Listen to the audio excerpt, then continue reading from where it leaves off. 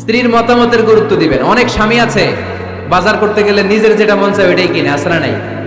নিজে গরু খাবে, খাসি খাবে, খালি ওইটাই কিনে। আপনার বউ হয়তো পছন্দ করে আচার, পছন্দ করে জলপাই, আমড়া, এগুলো আনে না, আসরা নাই? খোঁজ খবর নেবেন।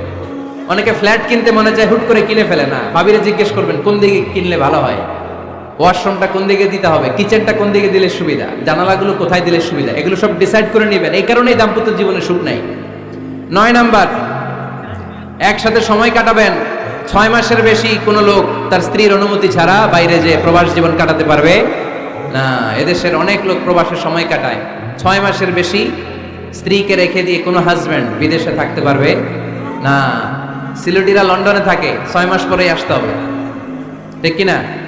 সর্বশেষ কথা হচ্ছে, স্ত্রীর জন্য দোয়া করবেন। স্বামীর পক্ষ থেকে স্ত্রীর জন্য দোয়া, এটার গুরুত্ব আছে না নাই? বিশ্বনবী তার স্ত্রীর জন্য দোয়া করতেন।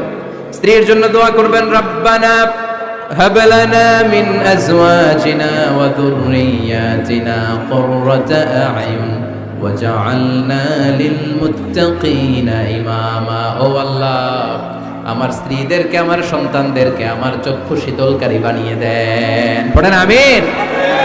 আল্লাহ আমার স্ত্রীকে এমন বানান, স্ত্রীকে দেখলেই যেন আমার হৃদয়টা প্রশান্ত হয়, আমার চোখ যেন জুড়িয়ে যায়। এই 10টা দায়িত্ব স্বামীর সুখী দাম্পত্য জীবনের জন্য। স্ত্রীর দায়িত্ব আজকে বলার সুযোগ হলো না, অন্য কোথাও অন্য কোনো মাহফিলে এই বিষয় নিয়ে আলোচনা করব, যে একটা সুখী দাম্পত্য জীবনের জন্য স্ত্রীকে আল্লাহ কি দায়িত্ব দিয়েছে। এই দায়িত্বগুলো আপনারা ইউটিউব থেকে শুনে নেবেন। আপনারা সবাই ভালো থাকুন, সুস্থ থাকুন, সুন্দর থাকুন। আমাদের প্রত্যেকের দাম্পত্য জীবন হোক সুখকর, সুন্দর, আনন্দময়। ওমা আলাইনা ইল্লাল বালাগ। আসসালামু আলাইকুম ওয়া রাহমাতুল্লাহি ওয়া বারাকাতুহু।